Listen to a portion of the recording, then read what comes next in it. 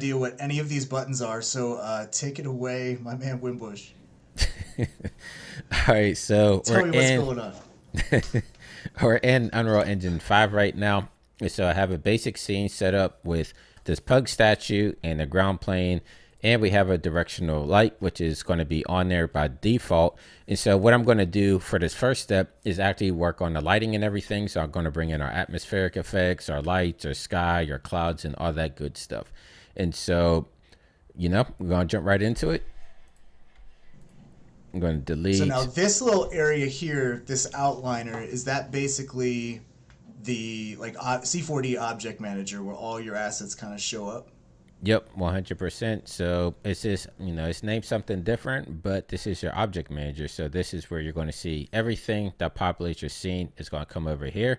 And you can even set up folders and everything to kind of organize it as well. And so I'm going to get started by deleting this directional light. And your scene's going to go completely black, but that's okay because we're going to start adding in the pieces that we need to get photo row lighting one by one. And so to get started, I'm going to come up here in the top left-hand corner where it says window. I'm going to left click and I'm going to come down here to where it says environmental light mixture. And you'll just open up this panel here and you'll have all your panel buttons here. And we're just going to click these on one by one, right? And so let me actually make this a little bit smaller and move it to my right so we can see the stuff happening inside the panel here. And I can actually move this down a little bit so we can see it populating in the outliner as well, because it's just a couple of buttons that we have here, right? So you can see that final you're in. So I'm going to start with the skylight here. That's right next to minimal. Click on create skylight. You can see it came into our outliner, but we still see nothing in our viewport. And that's because we want to start adding our atmospheric light, just the one that says 0. We don't want to add the one that says 1. I'm not really sure what that one does, but I'm going to click this one on. And you can see now we have a directional light within our scene, which is basically our sunlight there. And so from here, I'm going to create sky atmosphere, which is going to add our atmosphere into here and everything. And you can actually see our sun over there on the left-hand side. But you can still see like our horizon is black and everything. We need to blend that in. So I'm actually going to, before I blend that in, I'm actually going to create volumetric clouds just to add some clouds up in our sky. You still see our sun and everything over there, which is crazy. Like I said, I think I was telling you before, like I did a tutorial on this back in the day, and it took at least like 15 minutes to set that up. And now it's just one click and you're One good to button go. click. And those Yeah. clouds are moving too. Are they moving? Yeah, they're always moving. Yeah, So that's that's the thing. insane. In, That's so in cool. Unreal, this stuff is always moving. Real And time. yeah, 60 frames per second at its best, And then I'm going to create a height fog there. And that's how we're going to blend everything in there. So I'm actually going to exit this out. So basically, we wanted to put everything in there except for create atmospheric light 1. Again, I'd have to read up on it, but I'm not sure what that does, but don't really need it. So now we have our environment and our sun and our clouds and our height fog and everything else in here, right? So what I like to do, oh, I'm sorry, go ahead.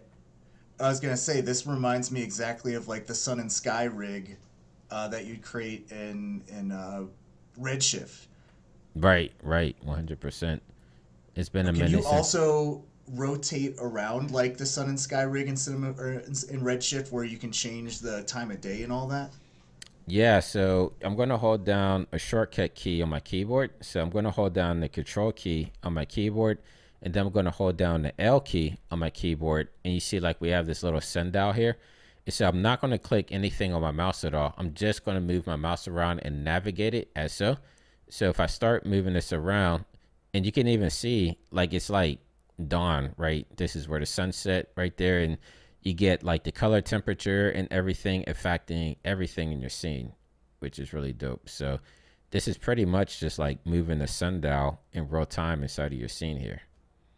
I mean, this is the cool thing about Unreal, and we talk about this all the time, that if you know one 3D app, like there's so many connections to other apps that you can relate to. Like, oh, this is Redshift Sun and Sky Rig, and you basically can connect all those dots and really get grounded in this totally different 3D app, but it's a 3D app, none the same. Yeah, I mean 100%. Like I mean, it's just across the spectrum. Like most of the stuff applies across the board, but they're just named differently per app that you're in. So yeah, it's super simple. Once you like learn the navigational tools and how to just get around in here, you feel right at home. So next up from here, I'm actually going to just clean this up a little bit. So right here where it says main, I'm just going to right click and create a new folder. And I'm just going to name this one FX. And I'm going to put all that stuff that I just put into my scene for the lighting and atmosphere and stuff. I'm going to put that into my FX folder there, like so. And then I'm going to make another folder, and I'm just going to name it main, because I'm just going to drag my ground plane in there, and then also the Gus statue as well, like so. So now we're all cleaned up and everything over here. And so what I like to do, especially when I make big steps, I always like to save everything in my project. I'm just a huge, Control S person, but inside of Unreal, Control S doesn't save everything for some reason. Like you usually have to come down here to your content drawer, which would be, what is that? Like your object manager or your content browser? Actually, Yeah, I think it's called Asset Browser now in later versions of C4D. So this is like just where all of your stuff is. basically, yeah.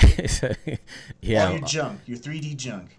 all your stuff that you drag into your scene, like your FBXs and materials and HDRs, this will all be inside your content browser. Oh, And okay.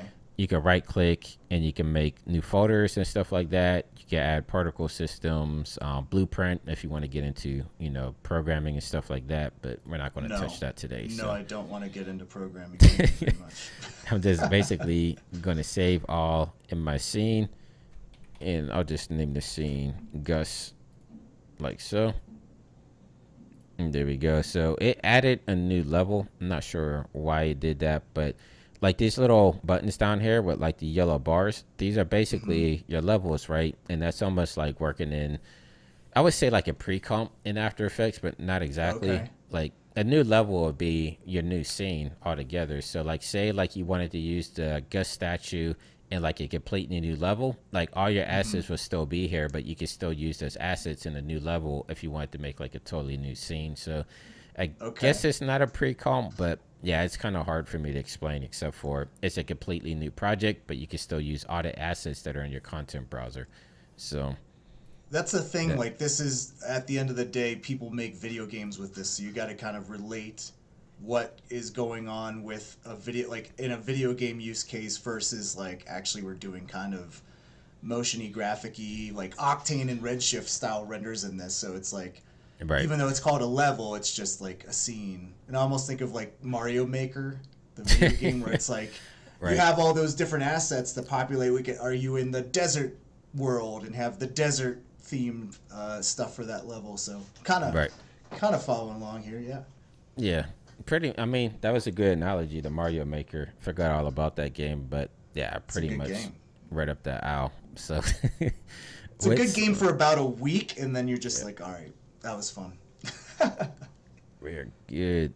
So I'm actually going to just add some fog into the scene now, since we're already here inside of our atmosphere and stuff like that. So if I click on exponential height fog right here in my outliner, if I scroll this up down here, we have our details panel, which is basically where all of our attributes are. So if you're in Cinema 4D, it's the attributes panel, right?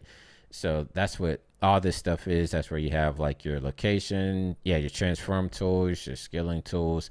But if I scroll all the way down here, there should be a button to turn on volumetric fog, which is right here. So I would just turn on volumetric fog. You can see that the scattering has already started to implement itself into the scene. But if I scroll up to the top here where it says fog density, and let's crank this up to like 1, now you can see we have our moody fog in here. The scatter is all over the place. And if you're wondering how I'm moving so fast in my scene, is basically the controls inside of Unreal is like you're playing a video game, right? So like if you play like Halo or Call of Duty or Fortnite, it's the WASD keys on your keyboard, and then the mouse would control your camera there. So I'm just holding down the right button on my mouse, and if I hold down S, I'm moving backwards, right? And if I hold down W, I'm moving forward, and then A moves to the left and D moves to the right. Okay. That makes total sense. So yeah, any video game. I mean, like we were saying, it's a game engine, so the controls are going to control just how you're playing a video game. And then if I hit Q, that actually goes down, and if I hit E, that just pans up.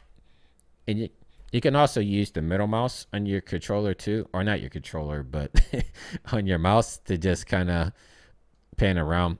But no, it's funny because I say controller. Like if you hook up like a PlayStation or Xbox controller, you can actually navigate around your scene with the Oh controller as wow, well. So that's yeah, super dope. it's pretty wild. And if you just scroll in, you're just going to jump in like increments like that, right? So yeah, that's a quick navigation rundown there. And then if I hold down the right click on my keyboard and I scroll back on my mouse, like scrolling towards me, now if I hit the S, it's going slower. But then if I move my mouse wheel forward, like if I scroll forward, now if I hit W, you can see now it's going fast. So that's how you control your camera speed too. So that's just your mouse wheel, moving it up and down, which is very handy there. So like I love the We'll way. provide like a we'll provide a PDF for all this stuff so you can download because I know I'm gonna need it as a reference to remember all this stuff. But just so you know, you can download that PDF with all the shortcut keys that we're covering. Yeah, 100%. But I mean, this should Man, come this is looking natural. good. Well, at least for us, like we play games, so I'm a like, Switch person, so it's a little bit. I don't play a lot of PC games, so I don't know. well, I don't know. For me, like the navigation was the big thing when I jumped from Cinema 4D to Unreal. Like at first, I didn't Right? like it, but the more I used Yep. Unreal, I'm like, now I It's wish natural. Cinema worked like this. Like it just works so fast, So, Yeah. but let's This, start adding this some. fog's looking great. What's that? I said this fog is looking great. Like that again. Like I'm just thinking of like, oh, this is inside the Redshift environment object that you can adjust the fog just like this in Unreal. Yeah, like the tools are almost identical. So, Yeah. I mean, that's why it was so easy for me to jump over, right? Just because I did Mm-hmm. know the background and, like texturing and lighting and stuff like that Right. coming from offline renders. And so, Right. Right. but we're going to get into some texturing now, right? We want to start texturing the ground plane here. And so we have this little box with like this green plus arrow, and this is how you can add stuff to your project. So if I click on it, you can see we have access to Quixel Bridge, the Unreal Marketplace. You have your lights down there, basic shapes. You can add your camera, etc. So I'm going to jump right into Quixel Bridge here, just to get right into it.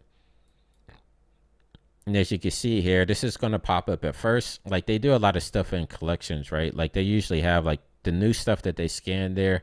But if you wanted to jump into like say this Tundra pack, like I'm not sure what part of the world they scan this stuff, but basically everything they scanned in this region, they put in the little collections. So if you wanted everything to be cohesive and you downloaded like a material or a 3D object there, then everything they scanned in that area is going to be in this pack. So it's kind of like a good jump off point if you just want to build like a scene and make sure everything is going to blend with each other very well. Like that's basically what you would do. You just come over to your collection, and they also included the references. And so if you click on Oh reference, wow. these are Those the are actual renders. photos. No, these are the Oh, actual those are the actual photos of the photos. area. Oh wow. So if you That's wanted super to have dope. a reference on like, hey, I want to build out this scene, these are the reference photos from where they scanned it at, and you can see so that you have like a point of reference for yourself when you're building the stuff out. So It's crazy. It's yeah, like Lord that's. of the Rings. I mean, they might have scanned this in New Zealand. I know Right. they Yeah. travel all over, but if you click Yeah. on renders, these are some of the renders But that I they mean, those actually look did. like the photos we are just looking at. That's insane. Exactly. So let me. I'm gonna go over to some of the textures that I already downloaded here. And so I'm gonna come over here to like this little computer monitor looking thing, and this is all stuff that you downloaded local, and so it just saves on your hard drive automatically, right? So you can also go back and access it. But if I click on surfaces, this is going to show me all the materials that I downloaded to my hard drive. And so these are the latest ones that I used whenever I was building out the pug scene here in the past, because I was using like a mossy ground. I added like some swamp materials, and then I had a rocky material as well. So what I want to do from here is actually click on it, and I want to make sure that I'm on highest quality, which is going to be 8K. But if you go through these different quality settings, like I believe high quality would be 4K, medium would be 2K, and I want to say low quality is either 1K or 512 megabytes. I can't remember which one, but I always go balls to the wall with 8K, right? So just get Yeah, the you can the handle it. highest 8K. the highest fidelity that you could get. But 8K in real time. That's a real flex right there. I mean, the crazy part is like I'm using a 2080 Ti still, right? Like I do have a Threadripper CPU, but I'm using a GPU that's 2 generations back, and I'm still able to handle everything in real time here. So I can only imagine if you have like a 3090 or something up there, or even like a 40 series, you know? Yeah. And while we're on the subject, like you can use Unreal on a Mac too, right? Some of the later Macs and stuff. It's not like Redshift or Octane's been better about it. But if you're on a Mac, you're kind of SOL on using like Yeah. some of the render stuff. You got to have a certain GPU, so that's kind of a really cool thing about Unreal. Although C4D did just update with the CPU render included in S26, so Yeah, for Redshift. hopefully everyone can just use everything all the time. So, but it's cool that But Unreal is all over the place. yeah, and they've worked with Nvidia and AMD, and I've Mm. actually looked at the benchmarks. It actually runs better on AMD GPUs than Oh, Nvidia's, which interesting. is kind of crazy because when they were working on Unreal Engine 5, they were working closely with Xbox and PlayStation, with those Mm. consoles actually use like AMD hardware inside of there for the CPU GPU. So it kind of makes sense that they optimized it to really run efficiently on AMD. So like EJ was saying, like if you have an AMD system or a Mac, I mean, you should be able to use Unreal with no problem. So, Mm. Awesome. getting back into it, I'm actually going to select these three materials and add these to my scene. So I'm just going to click, like if you didn't already have them downloaded, you would just hit the download button. It gives you your percentage right there. Once it's done, you'll get a green check mark like so. And then this blue button down here for add will pop up. So I'm just going to actually click on add and then give it a second because it's going to populate inside of Unreal. But once it does, I'm going to show you guys how we could take these three materials and turn them into a blend material so that we can actually start painting on our ground plane there. So we'll start off with like the mossy ground and then maybe paint in some of the rocks, and we could paint in some of the swamp materials there as well and kind of make like a path leading up to the statue there, which is really dope. Yeah, it sounds like something that you would do in like Substance Painter or something. Like you can't. I'm trying to think of how I would do that in Cinema 4D. It would be like vertex maps and redshift uh, color composite nodes and all that kind of stuff. Yep, yep. So So these are all go those to textures, and it looks like you get normal map. You got your normal maps. You got all this stuff in there. They look awesome.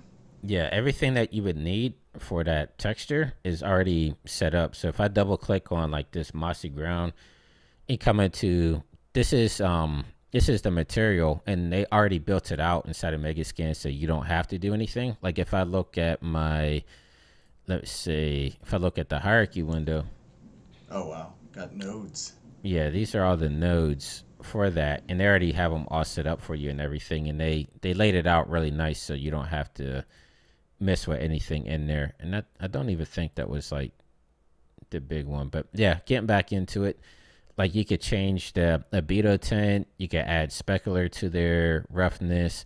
They already have all the textures already plugged into where you need them to be plugged into, but you also have control over subsurface scattering if you wanted to add that. Like everything is laid out really nice here if you wanted to kind of take these one step further and kind of do what you want with them.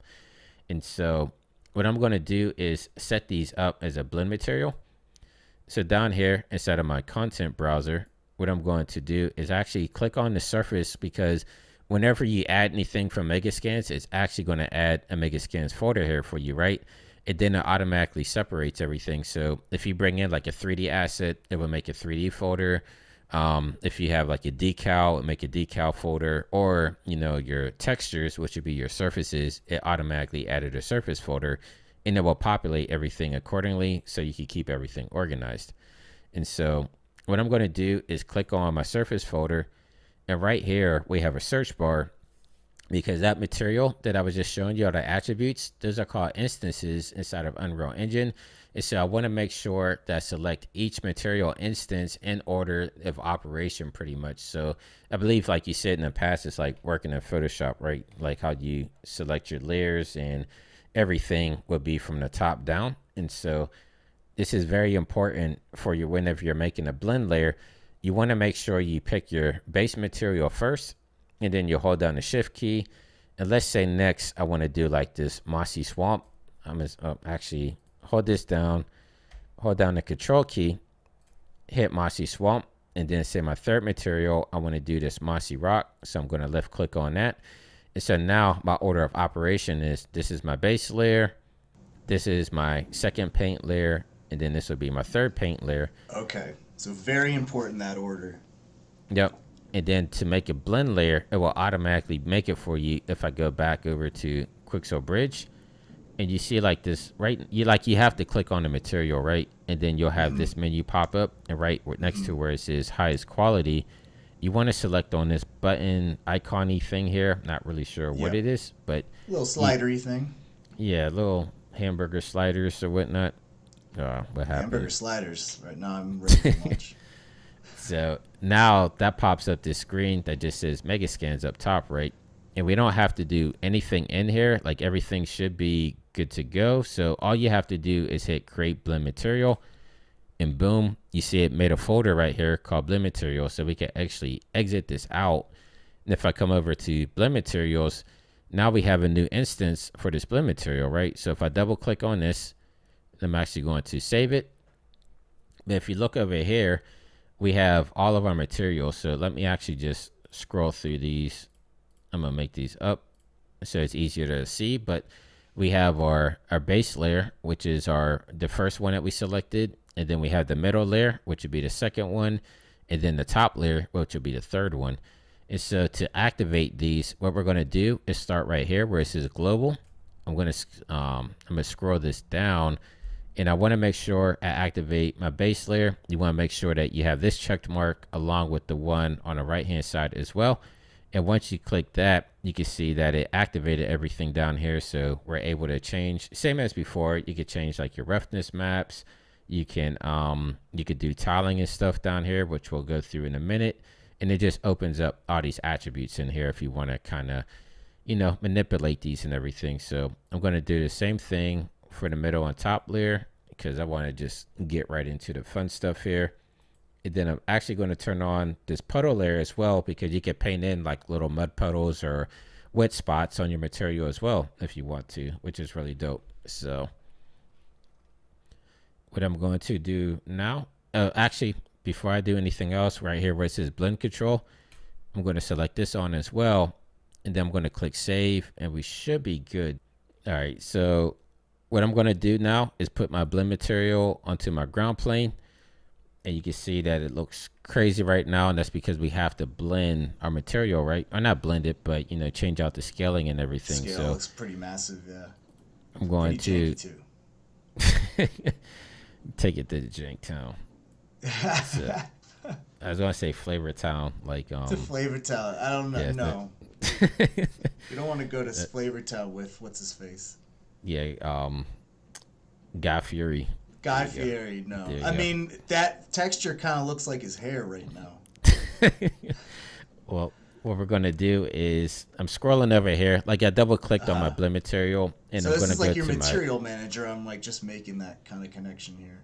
Yep, it's just exactly like that. I'm going to come over here to where it says base layer, because that's what we're seeing right now. I'm going to scroll down to the bottom here, and I'm just going to, I have it activated, but I'm going to change this from tiling X to 35 and my tiling Y to 35. I think that looks pretty good like that. And so now what I want to do is actually, I'm going to change my tiling on my middle layer as well, because we're going to start painting this in. And so my middle layer, I'm going to scale down, click on the tiling right here, tiling / offset. And let's change this to 35. And this is all non-destructive too. So like we can always change the tiling afterwards if you want. And this is like the same stuff they got in like your Redshift texture node and all that kind of stuff. So this is jiving with how my brain works with other renderers. Yeah, 100%. So now we have our texture on here. What we're going to do now is start painting on some textures. And so to do that, right here where it says select mode, I'm going to left click and come down here to where it says mesh paint, right? So I'm going to click on mesh paint, and it's going to open up this other window in which I don't need anything in my content browser right now. So I'm just going to close this out. So we have maximum room here so you guys can see everything. So let me actually move this over as well, because I just want to show the viewport instead of starting to paint on it. So I'm going to come over here to where it says colors, which should already be selected. I'm going to come down here to where it says paint the mesh, click on this little paintbrush, and that should open up some more attributes down here in which we have our brush attributes here. So our size, like if I come in here, you can see this is my paintbrush. If I move it up to like 1, it pretty much engulfed the entire scene. If I do 0.01, you can see how tiny it is. And each one of those little green dots, that's actually your vertice on your mesh. And so that's kind of important too whenever you're working on the mesh. Like I brought the ground plane in from Cinema 4D, right? Like I made just the terrain and then I exported it out as an FBX and I brought it in here, but I made sure that I had a very high polygon count in Cinema 4D, because if you have a low polygon count, you're not going to get that much blending in here, because the more vertices you have, the better blending you can have afterwards when we start painting our textures on and everything. So Okay. that's just So a you'll have good like tip more there. higher resolution blending the denser your mesh is. Yep, exactly. Okay, that makes Because sense. if So it's it's if is this like a, because that reminds me of like you would also need that for a vertex map too. Is that kind of what's going on behind the scenes? Is like vertex map kind of stuff or yep, I similar? believe so. Okay, Yep. awesome, makes And sense. so I'm going to and you also have control over like your strength and your fall off too, right? So I usually just have both of these at 1, but you can also control the fall off and everything afterwards as well. And so when you come down here, it looks like I already have it set up, but my paint color is usually going to be white right off the bat. And we want to make sure that it is black. So if I click on it and scroll down, you just want to make sure that your paint color is black and your erase color is white. When you first open this up, it's going to usually be in the opposite direction. So that's very important there. I know, well, it's like working with mask inside of Photoshop, Right, right? black and So white mats. Yeah. yeah, pretty much. And so I can't remember how it is inside of Photoshop, but yeah, we'll just equate it to that. And so down here where we see color painting, you want to make sure that you only have one of these channels selected at a time. And so your red is going to be basically the second material that you selected. Your green is going to be the third material you selected. And then the blue, that one's going to be your puddles, which we, selected inside of our blend materials there. So this is just basically going in that order of operation, how we selected everything when we first set everything up. So now for the fun part, if I left click and start painting on my texture, now you can see we're starting to paint that second material on there, just That's like looking so. awesome. So if I Now, is there a scroll, way to like add noise or something to break that up a little bit too? yeah, 100%. So if I look down here where I have my blend material down here, you can either do it in your content browser, or since I have my ground plane already selected, you should see the associated material in here. So if I double click on this, it's going to open up my window here for my my blend material. So if I come over here and if I right here where it says blend controls, you can see that we have blend amount, we have contrast, we have fall off. So let me see. It'd probably be better if I move it over here to the right or the left, right? So we can see it better. But let me scroll in here so we can really see what's going to happen. So if I do blend amount, let's move this up to like 10. Oh wow, so that's like procedural. Yeah, it's all That's procedural and crazy. Oh, non-destructive. that's So awesome. you can see how it's really blending it together. But let's say we want to keep it at 2.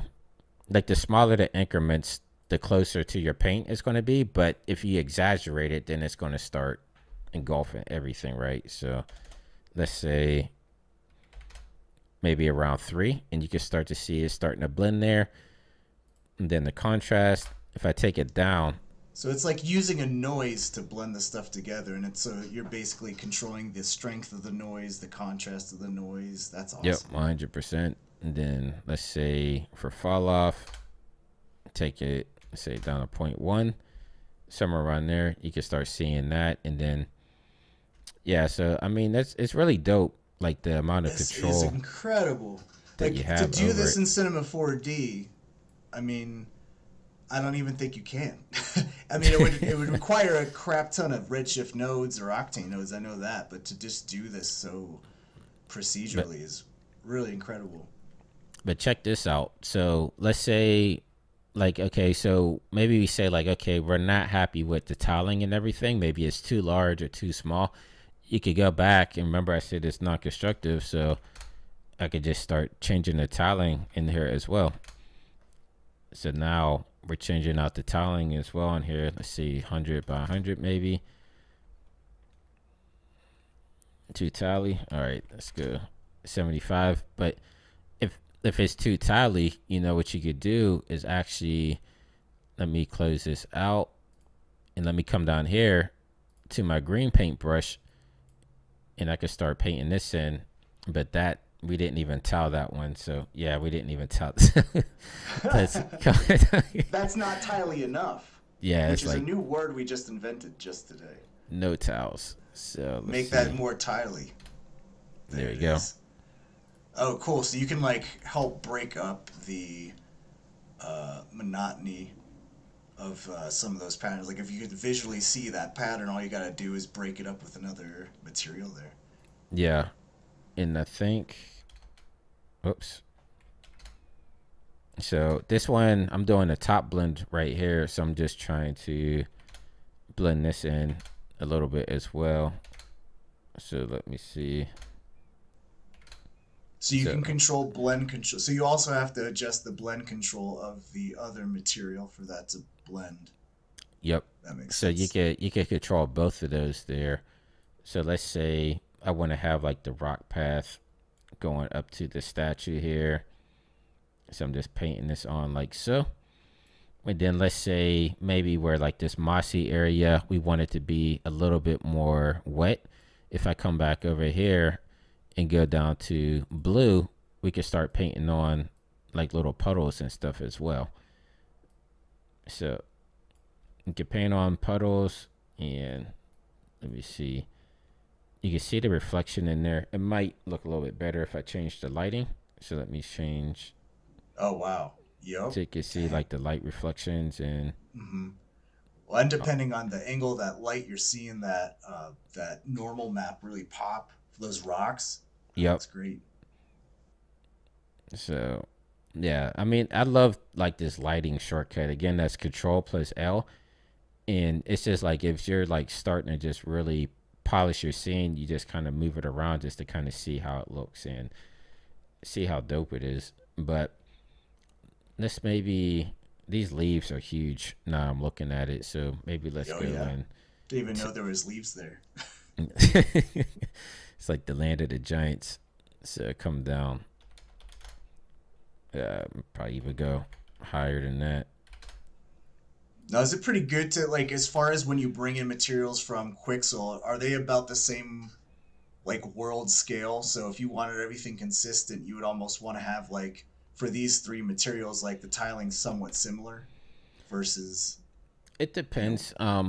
Yeah, like the scaling is usually consistent, but I usually just go in and kind of play around with it just to see what's like visually appealing to the eye, right? Yeah, eyeball it a lot, and so I think for now I'm gonna get out of texture painting because we'll get into some set design because once we start adding like mega scan stuff in here, we might want to paint it differently. So let's see, where should we start? So I guess let's start by going into Quixel Bridge. Let's see some of the 3D assets that I have downloaded already. All those little plants and stuff and gazebos. Yeah, so we have the Japanese wooden roof, which is dope. If I come over again, if I click on like your 3D object, you can see that sometimes they have the collection already here. So like say we want to work on like a Japanese garden. If I click on this, this is like what the render looks like that either people at Quixel made, or it looks like this was like a community one, which you could click on that. It will take you to like his art station and everything, but you can see the render that he made, and then it also shows you all the different assets that he used to make out that scene there as well. So again, that's just for continuity. If you want stuff to be, coherent, then you have your collection there. So I guess we could start with maybe the little, what would you call that, like a gazebo Little thing or something? gate. Or Sure. all right, let's add that. And down here, you can see that it actually says nanite, in which I don't know. Did we talk about nanite yet, or?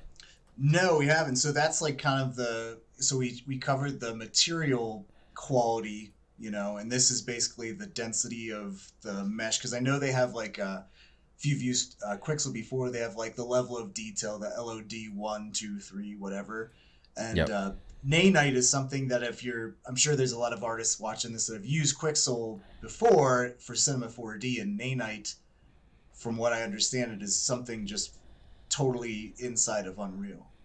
Yeah, so it is the most dense mesh that you could get. Like the whole concept behind it is, as the entertainment world and the gaming world is starting to really collide with each other, it would be cool. Like say like Industrial Light and Magic, if they're working on like the Spider-Man movie, and then you have the Spider-Man game being created at the same time. That Industrial Light and Magic can actually take like the high-end polygon meshes that they created for the movie for the VFX team and just pass it over to the game studio, and then they could just take those directly into Unreal and not have to worry about like reducing the meshes, like really like destroying the polygons to kind of make it work to be optimized within Unreal. Now it's kind of just like, hey, give me that high trillion polygon meshes Spider-Man, and I could just throw them in here and everything just works. And so it's really trying to just combine like the entertainment world and the gaming world together. And I'm not sure the magic behind it, but yeah, it works. Like I've It's done math, some, yeah, math and science. something like that, which I'm good at, but not at this Right. level, right? Not So, that level, no. Yeah. I know the but sky is blue, uh, which it is in this scene, but outside of that, that's where my science ends. So but how are you scaling there? Where are your scale and rotate tools? yeah, Because so I know Cinema 4D, it's ERT or whatever. Is there something similar? So yeah, basically when we were talking about nanite, all I did Mm-hmm. was remember before we said mega scans when you add something, it will make a Yep. folder. So I went to my 3D folder, the Japanese wooden shelf thing here, and all I did was click and Mm. drag it into my scene. And you just start placing it, and then this is where all your transformation tools are at the top. Oh, So okay. Right up there. All right. yeah, and if you hover over it, it will actually tell you the shortcut key to get there as well. So like your scale key, you have your rotation right here. So if I wanted to rotate it like so, and then this is just how you would move it in your scene. And then right here, this is your selection only. So like you can select stuff, but it's not going to have any of the transformation tools You're not up, going to which accidentally move it. yeah, which I really like. You can select stuff and not move it around, which comes in handy. And then right here, this is where you would have like your world axes and your local, just like how you would have inside of Cinema 4D. I'm gonna stick with world right here, and this is how you control. Yeah, you could snap the surface type stuff, and then these right here, these will be like your snap grids, like how much of an increment they would move in. So like if I turn these all off and I start rotating, you can see that he's just rotating. But if I turn them on, now you can see, yeah, it snaps to 10 like so. So I usually turn them off just because I just like to free flow it. But you know, however you like to work, it's up to you.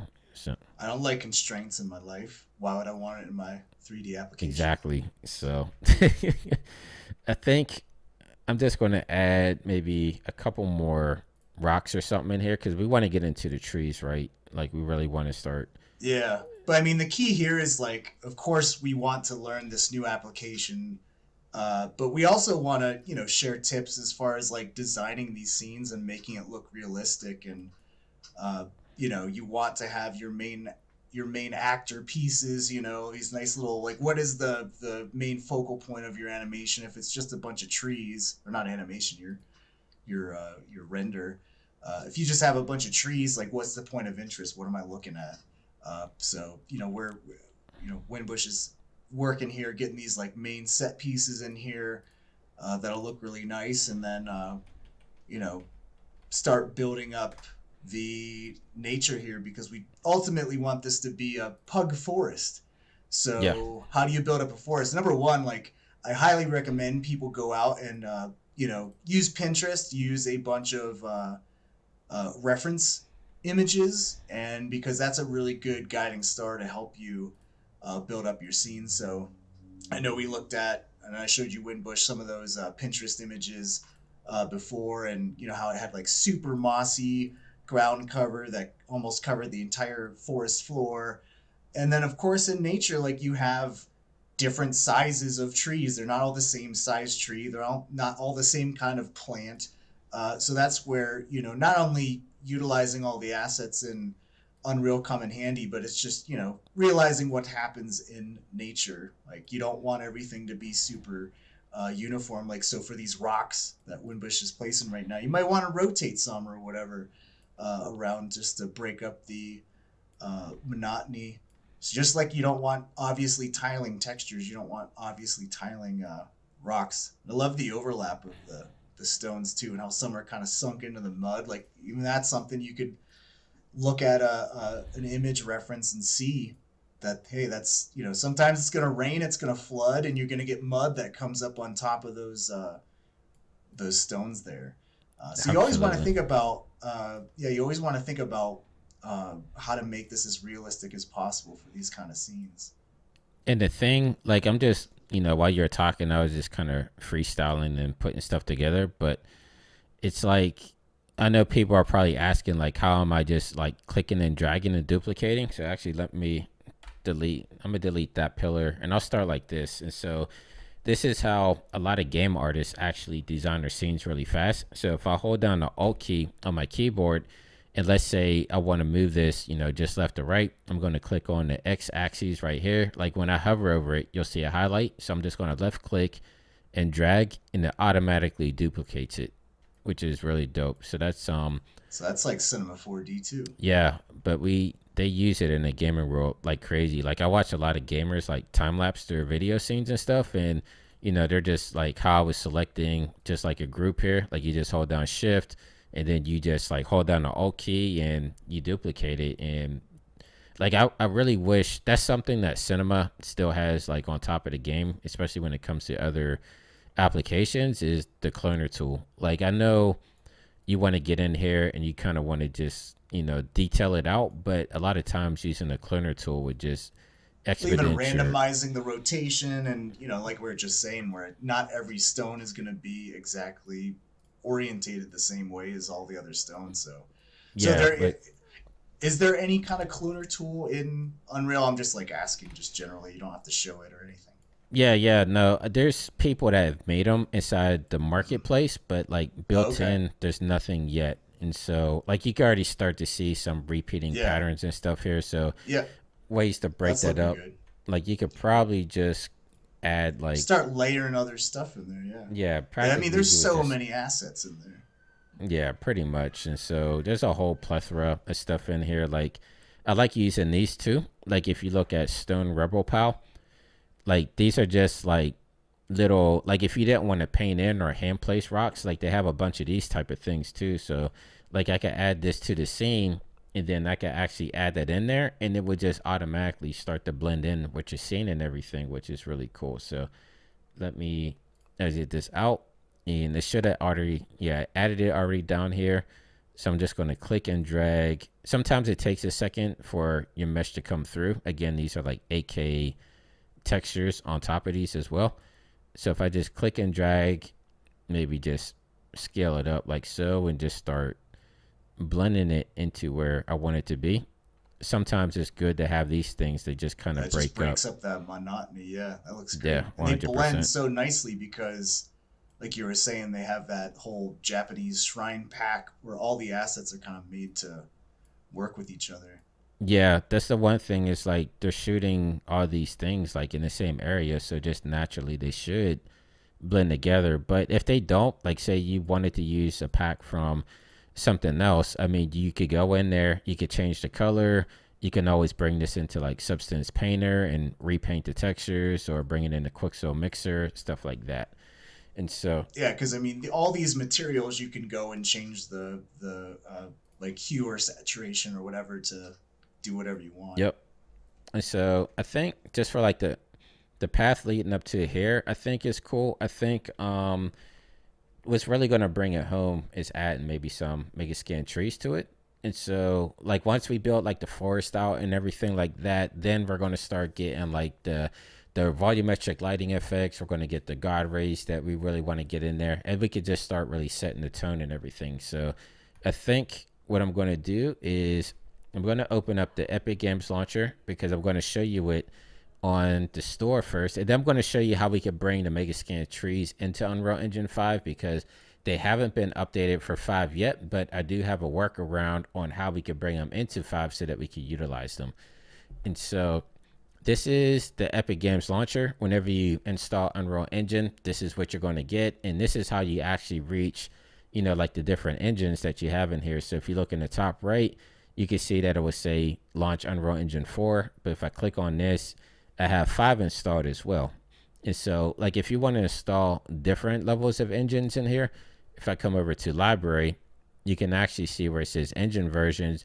You can click on the plus sign and you can install any version up to I think like Unreal Engine 4.0, which is that's like really old. But like say that you're working on a project, somebody sent you a scene file from like 4.19, you can actually install it and then you can open it. So you have access to everything there. And if you want to have multiple versions of the engine, you know, installed at once, you're able to do that as well. And so what I like to do is like I primarily work in Unreal Engine 5, right? But I also keep a version of Unreal Engine 4, which 4.27 will be the latest version.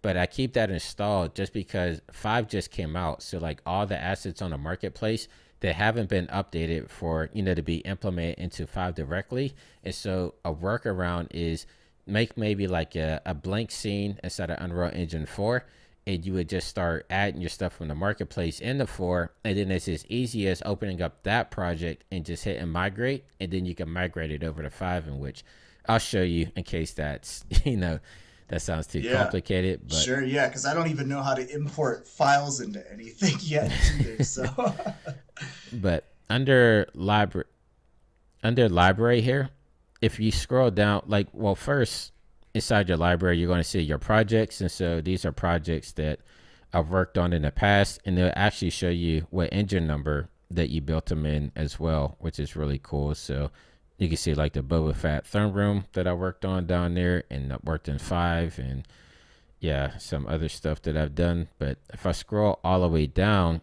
to the vault, these are all stuff that I got from the marketplace. And so what's cool about Epic is they give away free assets every single month. So let me actually go to the marketplace so you can see first.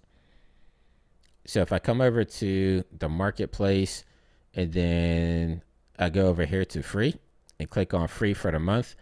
And so I want to say it's every first Tuesday of the month, they will pick 5 assets from the store to give away free. So if you have an Epic Games account, you can automatically come in and start claiming these. Like I've been claiming them for the past 3 years, but it's something that you want to make sure you do every month because they have some really good stuff in here. Like they even have 3D horse it's model a pack nice in there. horse model, man. That's a Yeah, great it's horse model. and they're all I think they have like all the animation and everything on them too. Yeah, see idle, trot, walk, gallop, and yeah, it's pretty crazy. So definitely go to the marketplace, make sure you go into free for the month, and grab everything there. But also you have permanently free collections. If I click on this, like this stuff is always going to be free. Like they just released a photoreal 747 jet, which is crazy right there. You have ArchViz scene in here that's photoreal. They should, and it's good to download these too. Like if you download this ArchViz pack, you can see how they lit it. You can see like how they laid everything out, and it's just kind of good to go in there and backward engineer stuff. So this stuff is really, really helpful, especially for people just getting started out, you know. But I'm going to go back to library so I don't get too far off pace. And inside my vault, I'm going to type in tree, because this is where we have our Megascan trees pack. They only released one pack so far, but it's called the European Black Alder. It says early access because I think they still need to update it for 5. But if you come down here where it says supported engine versions, you can see that it's only in 4.25 to 4.27. Like I said, they haven't added it for 5 yet, but the workaround is, so you start a project in Unreal Engine 4, right? And then right here where it says add the project, you would click on that. And then I already have a scene. I usually have one called files, and you can see that it's just a blank scene. So I would click on that and I would click add the project, which I already did it, but that's all you would do. So you would add it to that project. It would download it. It will add it to that project. But then let me actually open up that project. So it's literally just downloading or just opening the Unreal 4.27 and having a blank scene, saving that, and then that's what you're doing is just inserting this in that blank scene. Yep. In which So I I'm don't going have to, to know anything. yeah, you don't have to know anything at all. Think about 4.279 or 5. Basically the latest and greatest for Unreal Engine 4, right? And so this is, you can even see like the difference in the UI, right? Like, I mean, it looks really, really dated, but this is Unreal Engine 4.27, and you don't have to do anything. Like if you look down here in the content browser, I mean, this should be familiar from 5, but you can see that we have the black outer pack right here, and this is the Megascans trees. And so it's as simple as right clicking on it, and then you see a button here that says migrate. And so I can migrate this into the scene in 5 that we were just working in, right? So I'm going to click on migrate, and it's going to bring everything over. And you don't want to select anything off. You just want to leave it as is, because sometimes if you start selecting stuff you want to bring over, it might break something. So it's better just to bring everything in one full swoop and not have to worry about it. So I'm basically just going to click OK. I'm not going to click anything on here. And then right here, it's going to open up a folder, and it's going to ask us where do we want to take it to. And so I have this project file that's basically called Teach EJ. And that's actually, no, let me actually do this one, because that's the one that I was showing you before. But this one, I named it Gus Temple. So I'm going to double click on this one here. And then where it says content, this is where we want to select. So double select this one, content right here. And then I'm just going to select folder down here in the bottom right. And you can see that it's copying the files over to our scene now. So that content folder is kind of like your TEX folder in Cinema 4D. It just automatically gets created whenever you import, say, textures into a Cinema 4D file. Yep, 100%. And then there's also a LUT pack, because you could do LUTs inside of Unreal as well. So if I come back over to my marketplace, and I believe I probably want to type in LUTs down here. So this is the one that I use, is the Amplify LUT pack. Again, they haven't updated it for 5 yet, but all you have to do is add it to your project for 4.27, which I already did. And so if you look here, we have the Amplify LUT pack, and I'm going to migrate this as well. So I'm going to right click on migrate, same thing, click OK. And it should it should automatically have the content folder already open, because that's what we already had open before. So I'm going to select folder, and that was fast. It already migrated. You can see in the lower right hand corner, migration complete. So I can actually close out of Unreal Engine 4 now. And if I come over to 5 in my content folder, we should see, yeah, we have the LUT pack, we have our trees and everything here. So let me actually clean this up, because I have all these Megascan assets over here inside my outliners. So okay. So those are all the things you duplicated there, all those stones. yeah, every time you duplicate it, it's going to pop up in there. So I made a Megascans folder, which I'm just going to click and drag it in there just to make it a little bit more clean, you know.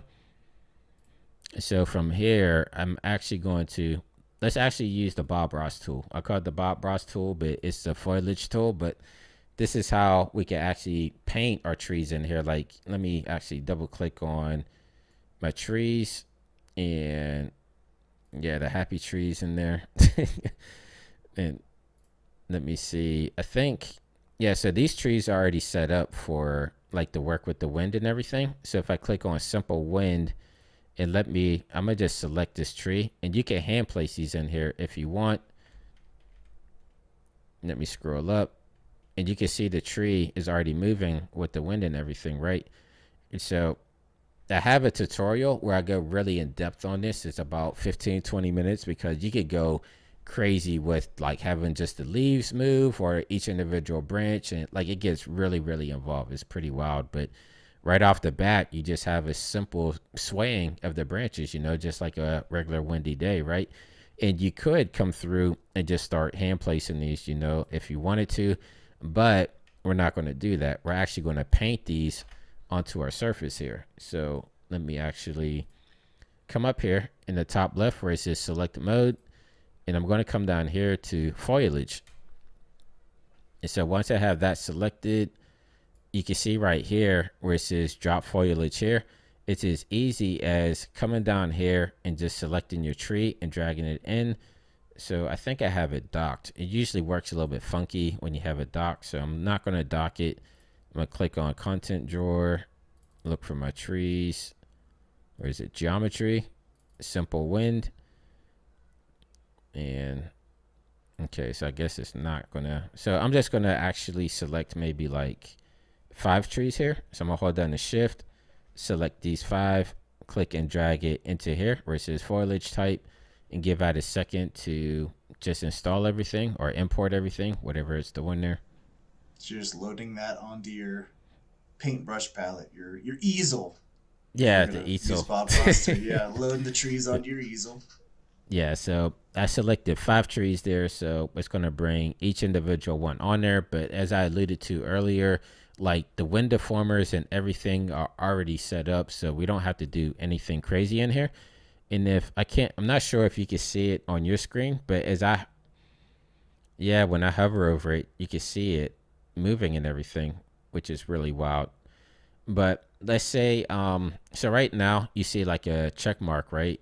And that blue check mark means that's selected. And so if I didn't want a certain tree to maybe work with my paintbrush, I would just select that off. And now like only these 4 are selected. Like it made that a little bit dimmer, but if I select it on, you can see it's brighter. And that means that we have all 4 of these, or all 5 of these trees that are able to be painted. So if I come out here into my viewport, you can see we have like this half dome, and this is basically the paintbrush right here. So if I just left click, boom, we have all those trees in there, which is going a little bit crazy. It's actually slowing my scene down a little bit.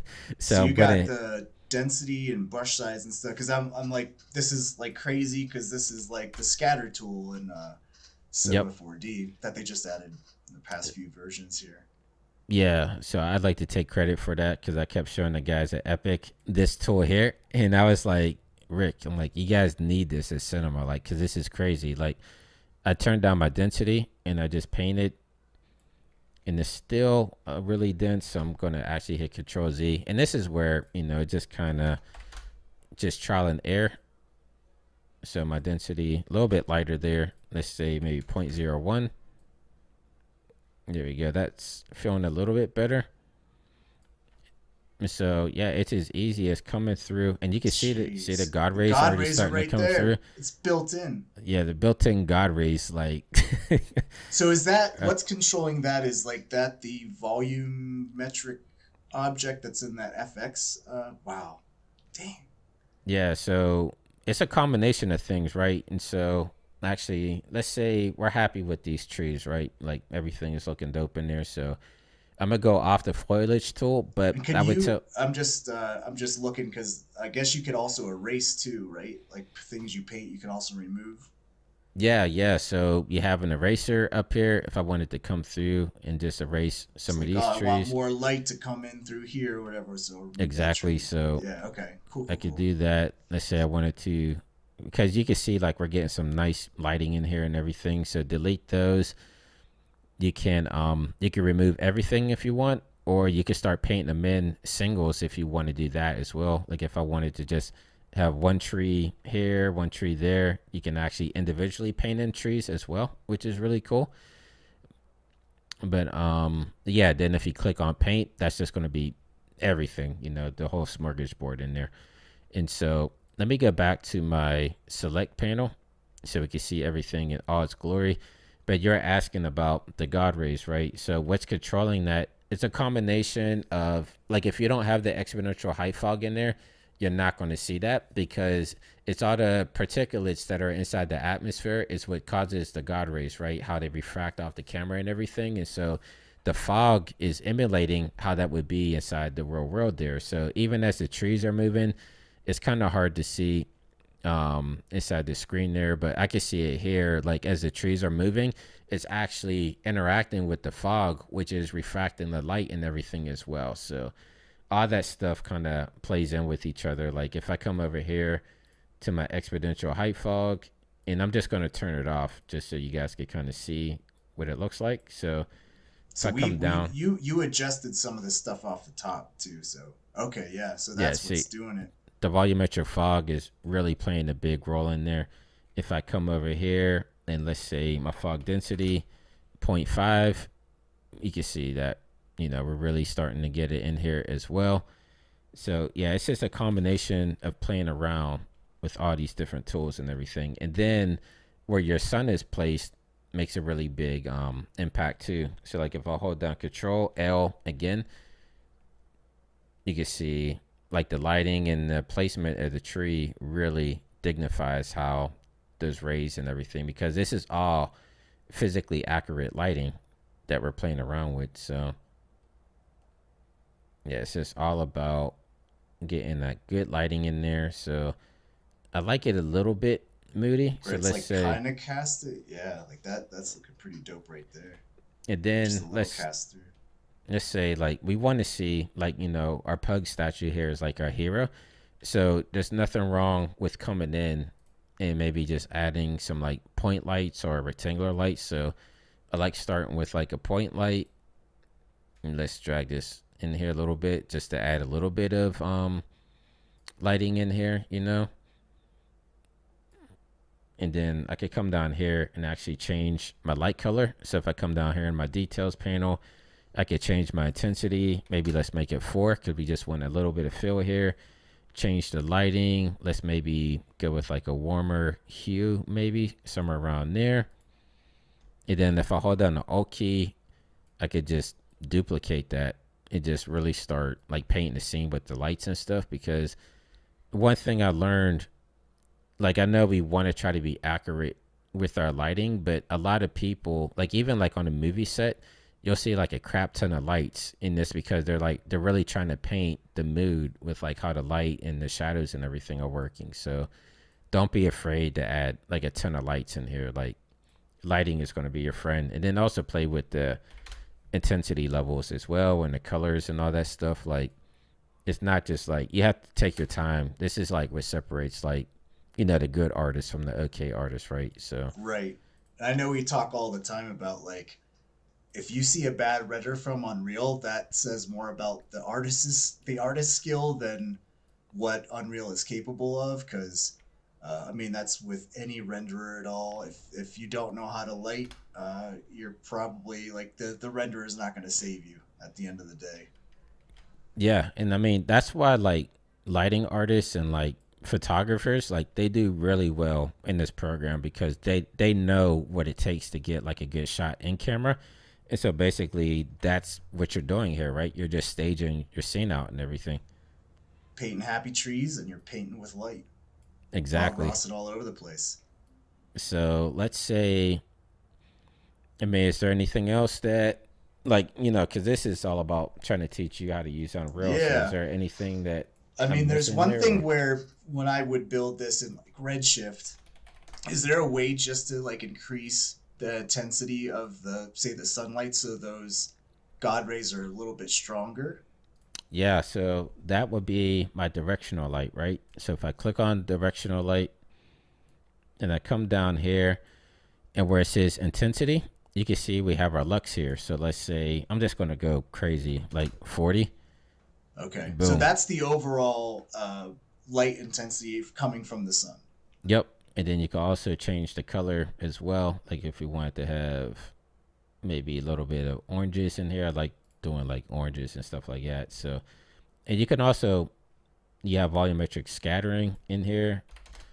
If I Okay, because pop that's this what I was up. going to So, ask. yeah. Because in Redshift and in Octane, you can kind of control the contribution. So you wouldn't even have to touch the light intensity. You could just say, "Hey, light, contribute much more to the volumetric lighting or scattering." So it seems like that volumetric scattering was kind of doing that, increasing the strength of Yeah. just that volume.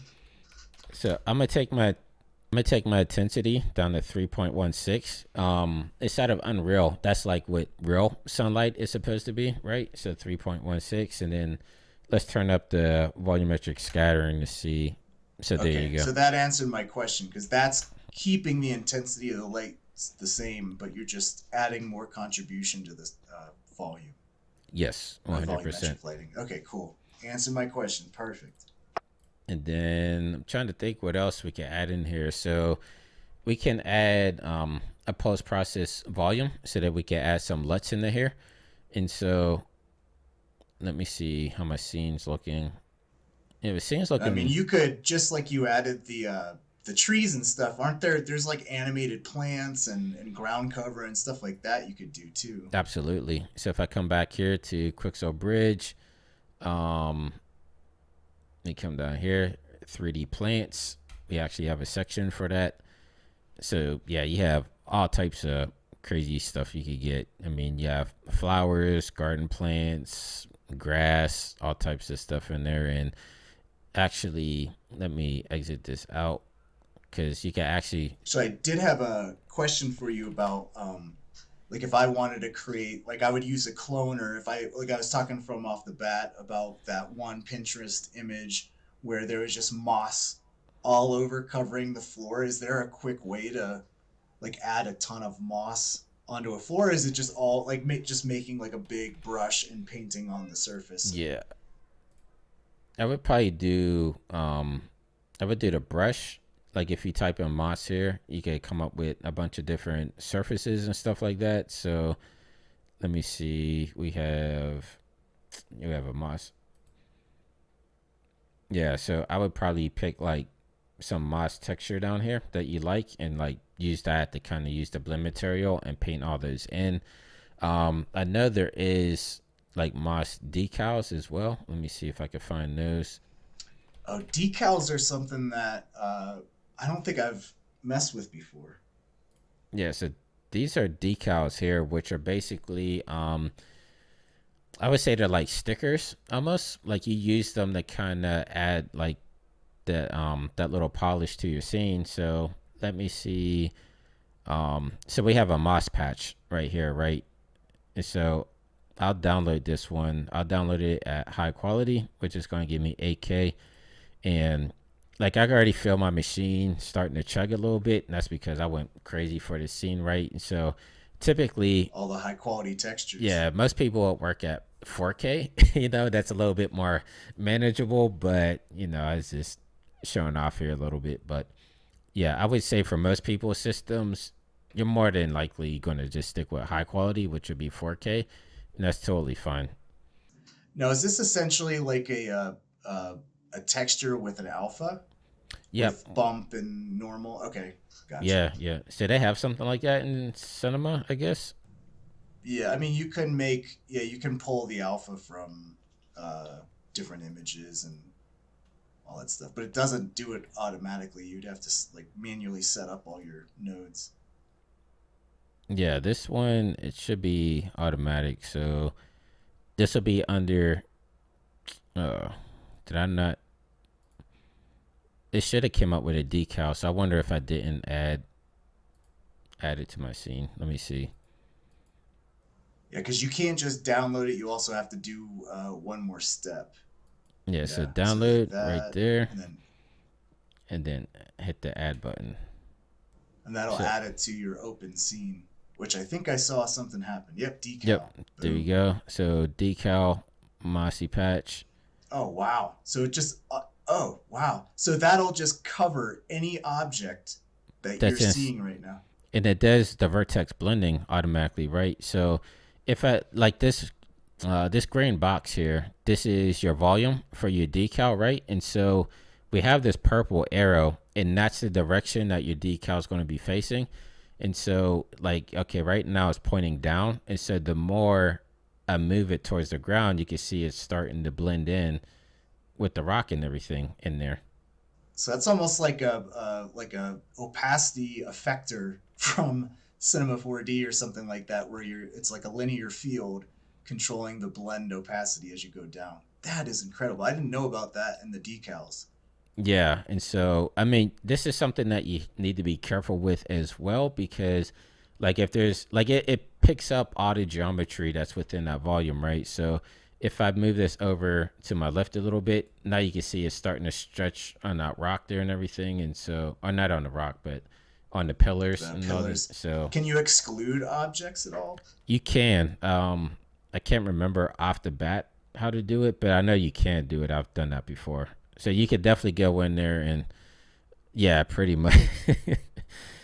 But then I mean you can also come down here and I'm inside my scale parameters right now, right? So I'm just gonna change the scaling on that so you can make your box tinier if you just wanna have it there, you know?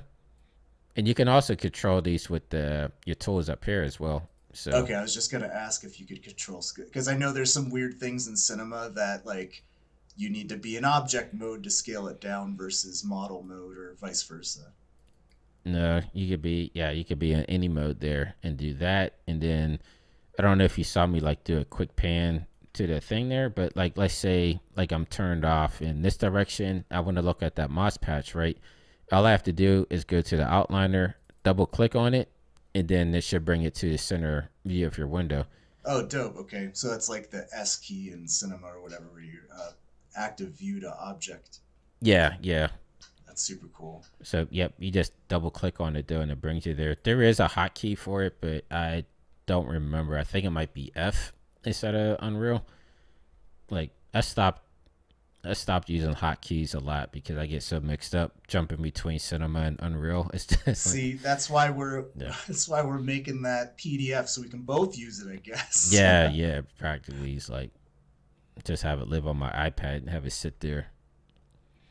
There you But go. That's so cool. I've seen decals just in passing using Quixel Bridge for stuff in Cinema 4D. I had no idea that you had all those like the blending and all that kind of stuff. That's so cool. and I'm not sure how the decals work in Cinema. I guess it would just bring it in as just the textual alpha, right? Like I'm not sure if it Right. does the It'd blending be and all like stuff, you right? just So yeah, it would be just like a sticker, like you said, not you wouldn't have that like kind of cool blending thing unless right, you did some crazy node material setup or something. right, right. So um, there was one last thing. Yeah, we're gonna add in some LUTs in here. Yeah, so let's come down here, and I'm gonna add a post We need a process. camera, yeah. Do we need a camera first? Can you show us some of the camera stuff? Yeah, we could add a camera in here. So Like let's add cinematic. yeah, cinematic camera, frame up our scene, play with some focal length, depth of So field, yeah. I have my camera in here, and you can see it added like a picture-in-picture window, and so that way you can still stay inside your viewport, but you can also kind of line up your camera as well how you want it. So move this up. And let's say we want to move it there like so. And also you'd have your control panels down here as well inside your transform tools. And so I usually just control everything inside the viewport, but if you're like a numbers person, then you have those down there as well. Now, can you actually look through that camera like you can in Cinema 4D and orbit around and frame things up looking through like inside that camera? You can. So if I come over here to perspective, and I already had a camera in there before that I brought over from Cinema, but then this is the camera that I just added right now, the cinematic camera. So if you select that, now I'm looking through the camera, right? So I could use my WASD to move around inside my viewport here. The There you go. animated God rays are just killing me right now. That looks so stinking good. And it looks more cinematic, like once you're in the camera and everything. Like, yeah, it's really, really dope. So I think we're going to line it up like that. And then let me see. Let me go back to my camera here. I could go through some of the camera settings down here as well. And so if I look at film back, this is basically the resolutions that we have. So they have a bunch of like real world camera. I'm not even sure because I'm not a camera person, but like you could do like your DSLR, you could do like your Super 8 and yeah, your formats and stuff. Like they have one for IMAX and full frame DSLRs, you know, different camera types and stuff. So I usually just stick with digital film because that's what it starts off with. But if you're a camera person and you know what these are, you know, then yeah, have at it. You know, except, I mean, you could change like your sensor width and height and your aspect ratio and all this stuff, but I don't even know where to start with that stuff, right? So Okay, same so thing. this makes a little more sense with the lenses because that's like Yeah. your depth of field, all that kind of stuff. Right. So let's say we go with like an 85 prime, something like that, and say like we want to add, let's say, yeah, like a better depth of field, right? So we have the 85 millimeter prime in there. If I come right here to focus settings, and this is really cool too. So we can actually manually change this, but we have a way to display like what's going to be in the foreground or what's going to be in the background that's going to be blurred out.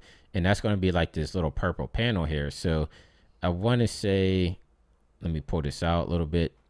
It says draw, debug, focus plane. So if I click on this and I start scrolling in my manual focus, we should see a purple box. So that purple box is going to basically tell you like what's in focus and what's out of focus. So if I turn this off and then I come down here to focus offset, I believe it is. Yeah, these camera settings always get to me. Like I should probably learn cameras better, right? So, We'll do let's it. We'll see. do it. So Maybe. so basically that purple was just kind of everything in the purple color was will be have some kind of blur. Yeah, but I'm just trying to figure out how to blur. Is it your camera aperture that does it? I believe yeah your f-stop, which is your aperture. So the lower that number, the more depth of field you should get. So if it's like point 0.8 or something for aperture, Yeah, it's only let me get a it's not 1.8 like, here. oh, interesting. Oh, because it's probably based off of that lens, maybe. I don't know. But Because I know in Cinema 4D, like, oh, okay, something's blurring out, so it's the yeah, focal distance. we're getting the manual focus distance there.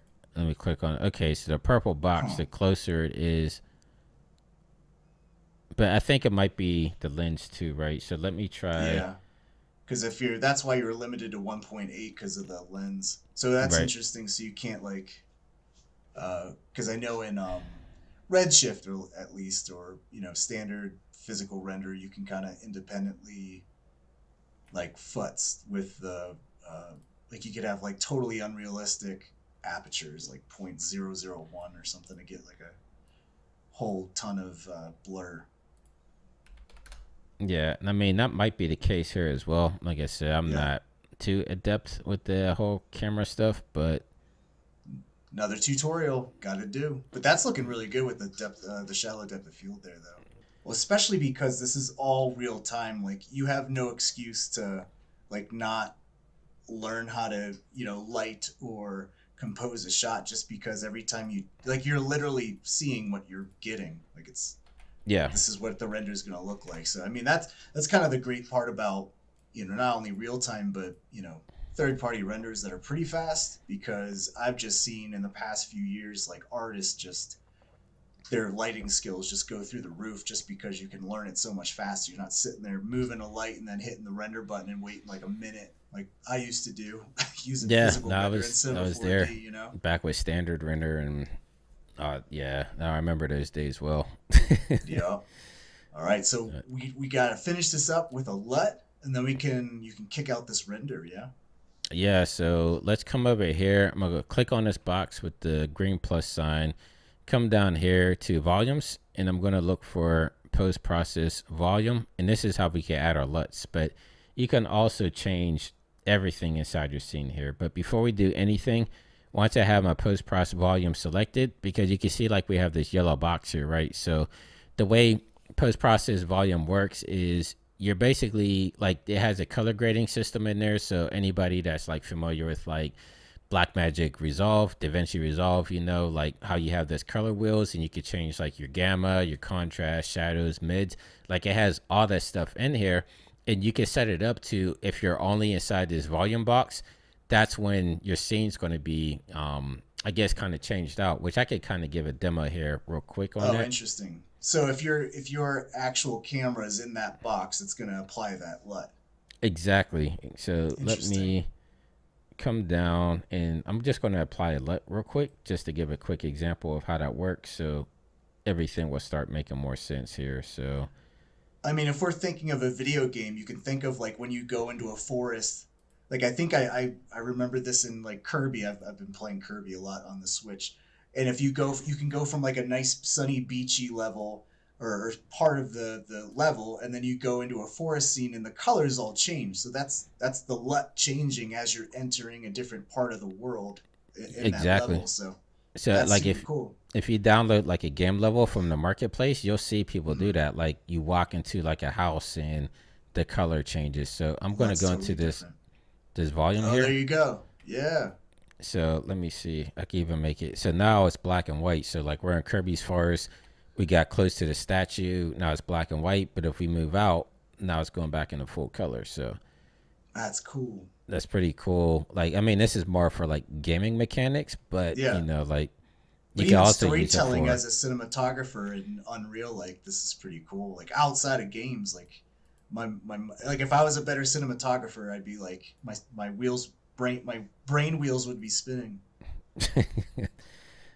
but oh yeah, I did all that to say so okay, so we have the volume in here, but if we want to have everything in a post process volume engulf like your entire scene, we just type in UNB and that's going to bring up this little button here called infinite extent unbound. So if I click this on, so now everything that we do inside our post process volume is going to happen no matter if we're within that volume or not. And so I typed in UNB in a search just to get there faster. But like if you just wanted to search for it, yeah, it's Just in like the here. But context search in Cinema 4D. yeah, and I mean, there's so many attributes in here, as you can see. That's just the faster way to find it. But if you wanted to manually search for it, it would be under post process volume settings. And it's just this one right here. So it's infinite extent unbound. And you make sure you have that selected. So now anything we do in here is basically going to engulf our scene, right? So I don't want to take up too much more time here, but you know, because there's a whole bunch of stuff in here, but we could have better bloom effects in here. So if I click on bloom and intensity, you can see it already gave us better blooms in here. And if I do convolution, this will give us a more realistic bloom effect with our lighting. So you click on that, that gives you more realistic lighting. I could turn that intensity up to 1. And then if I come down, let's say down to exposure, I want to change this min and max right here because you can see like it's starting to kind of engulf our scene. And so like when you have this turned off, like by default, Unreal Engine is trying to mimic the real world as possible. So like if we had like a house in here and you're inside the house, you know how like your eyes adjust to the lighting. So when you step outside, everything just kind of like your eyes have to adjust because they're getting so exposed by the sunlight. Unreal tries to mimic that as well. So if you're running into that, basically like this min EV100 and max EV100, I would usually just set these to 1 and that would give us a better situation there. And then you might have to go back and, you know, change your lighting as well because it's turning off that, I guess it would be like manual exposure or automatic exposure. I'm not sure what you would call it, but So let if you me, were having a camera move in the scene, and you came from that like the a big canopy of trees, you would see that compensation happening, and this is just turning that off. So it's Yeah, so uh, it's okay, it's making sense. yeah, so I'm gonna turn my sun back up here, maybe like 10, something like that. Then let's come back down here to post press volume. I mean, there's a lot of stuff that I would just say come through and just play with whatever's down here. Like if you could have chromatic apparition if you want, like turn that up. Now we have chromatic information, which I always like to add just a little bit in there, but Can you yeah. add, like, you know how a lot of people like to add a little bit of grain, just to, like, people will leave grain in their render just because it's got a nice look. Is there something like that? I was gonna say you could bring in your own grain texture, like that's what this dirt mask is right here, and I don't think we have any built into Unreal. But like if you like went into Photoshop, made like a dirt mask or a grain texture or something, you would just add that there, and then you could mess with the intensity and everything in there as well, if you want to do that. And then yeah, you have camera settings in here. Like again, I don't know anything about shutter speeds and ISOs and all that, so down here we have color grading too, so if I open up, So it's like you don't even have to, like, render this out, go into After Effects, do your curves adjustments, da da da. now like you just practically turn it on. Let's say I wanted more contrast, you turn up the contrast there. It's a little bit too much, but what I'm saying, like saturation come down to 0, make everything black and white, go up to 50, really oversaturated. So like if you're a colorist or you like doing your own color, then you have all those different attributes in here as well, and you can even adjust it down to your shadows, your midtones, your highlights, all that stuff. So Winbush, I know that you've been working on a more detailed scene that you actually you did from scratch in a tutorial, which we'll put the link for that tutorial in the description of this tutorial. But I was wondering if you could open that one up and just kind of see how much more detailed you can get, and like how Unreal is actually still running really, really fast in your viewport. And I was wondering if you could show me how, or show us how you can create a camera move, and then we can get to like rendering out an actual animation. Yeah, 100%. So on my screen right now, I have the scene that I was working on before, just getting a little bit more detailed. So if you actually look at the ground, I'm using the same techniques as I was before. Like we have some mega scans rocks in here. You can see we have some light glistening off the stone because I actually painted some puddles in there and everything just to kind of give it some wetness and things of that nature. And then I have some Japanese light posts in here. And if you look really close, you can actually see I'm lighting them up just with, regular point lights in here and everything. So that's kind of giving like a cool ambience once we're looking inside the camera. Like it looks a lot different when we're inside the camera, which is really cool. So I will always suggest when people are actually working on Unreal and you have like your camera set up to how you want it. So like if you look at my camera right here, you can see like my composition looks way more cinematic than me just inside the viewport here. And if you ever want to just like pin it here, you would just click this right here. And so no matter what you do now, your camera is always going to be pinned in place there. So I usually like keeping it there in the lower corner just so I have like a point of reference to see what's really going on, because that's going to be what your final shot looks like right there. And so if I scroll up into, or if I just move up into my scene a little bit, as you were saying, I mean, it's more detailed, but it's still just the bare minimum. I only care about what's going to be in camera. So I have a lot more foliage in the scene. I actually have some trees that are behind the camera because I wanted to have like some cool shadow coming from the, behind the camera and everything because of where I have my sun place. So even stuff that's off camera is even important because that will help out with your composition and lighting as well. So that's just, some composition tricks that you learn as you start really, going in here and messing with it. And that's the cool thing about Unreal is you can kind of just iterate on the fly and make some of this stuff happen. So that's a breakdown basically of my scene there. Yeah, this one that I'm working on here. I still have a few things that I want to add to it just to kind of round it out and everything. But for now, I guess we could get into me showing you guys how we could create a timeline. We could bring the camera into the timeline, maybe do like a simple animation with the camera, and then render this bad boy out. Yeah, that sounds awesome. I can't wait to see how fast this renders because that's the key here, right? Yep, 100%. It's all about that real time rendering. So we're going to start off by coming up here to where we have this clipboard. Is that what that's called? You know, that Like clapper a whenever clapper. Yeah. something. Yeah. Yeah. Okay. So Do you click have to on. have your like for something like this? Do you have to have your camera selected, or is this just something separate from whatever cameras you have in your scene? Yeah, so the sequencer, that's what the timeline's called inside of Unreal, right? So when Oh, you're adding okay. the sequencer, you don't have to worry about anything else because once we bring the sequencer in, then we'll start dragging in the elements that you want to animate, which is really cool. So Okay. you don't have to Gotcha. worry about your cameras or anything like that. Basically, you would just come up to your clapper, come down here to where it says add level sequence, the top one right here. Just click on this, and then you can make a folder if you want. Like if I right click, make new folder, and I just call it maybe like sequencer or whatever you want just to keep it organized, then double click on that. And down here, I'm just going to name this one, let's say tutorial scene, but you can name it whatever you want basically. So I'm going to click save. And now you can see inside of my raw outliner, I have this little clipboard and this is tutorial scene. So basically this is my timeline. So anytime if I ever want to get back to my sequencer, you would just double click on that and that will bring it down here into the bottom.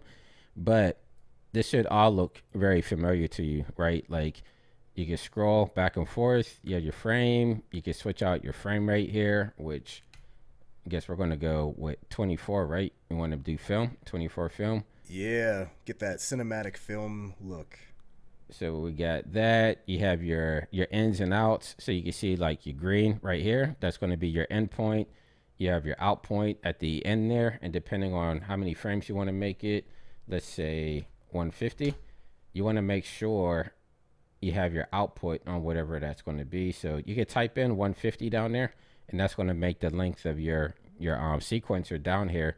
But you want to make sure you come down here and you hit the right bracket, and that's going to bring it over to the end. So whatever's inside of these brackets, that's what's going to render out. So that's really important. Like you could come down here and actually drag this out a little bit just so you could kind of see past it if you want to, but whatever's in those brackets, that's the only thing that's going to render. So Okay. Kind of that's very similar to important to Cinema know. 4D, where you got that frame range and all that kind of stuff. If you're not paying attention, you could not render out your entire sequence. Yep, 100%. So I know some people, they'll hit me up on YouTube or whatever, and they're like, why isn't my stuff rendering? And that's usually the case. Yeah, yeah. So always pay attention to your brackets. And can you just click Yep. and drag on those brackets to move them, or is it?